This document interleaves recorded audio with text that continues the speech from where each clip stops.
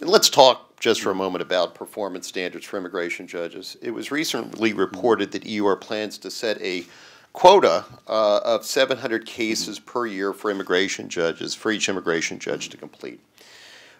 Are there performance standards for immigration judges? I think at this point most people are probably aware. There was an email that went out toward the end of March and it's been in the media. So we do intend to implement performance measures, numeric performance measures. It's important to clarify, though, that immigration judges have been subjected to performance evaluations for a number of years. I don't know if they were in place when you were a judge, but it's not a new concept or a new idea to evaluate the performance of judges. The new part is having sort of numeric standards.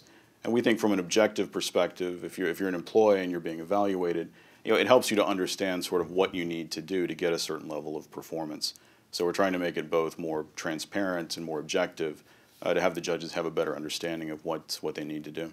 What happens if you're a judge in a court that only has 500 notices to appear filed each year? I mean, how are you going to meet 700 cases if you only get 500 NTAs? Well, this is one reason, aside from semantics, that we don't call it a quota or we don't consider it a quota.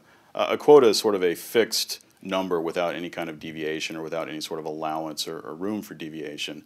But when we evaluate the judges based on our measure, there are at least 6 discrete factors that we're going to take into consideration, and there's also a 7th sort of catch-all. So before we come to a final evaluation, if for some reason a judge has not completed the number of cases that we think is appropriate, we'll look at these factors. We'll look at the catch-all. We'll look at sort of the overall context, and it could be something. Obviously, if a judge doesn't get 700 cases, you can't expect the judge to complete 700 cases. So we're not, again, it's not an inflexible number. It's not quite as concrete or rigid as perhaps it's been portrayed. But we're going to look at factors like that, factors that may be beyond the judge's control, and that all goes into account for the evaluation.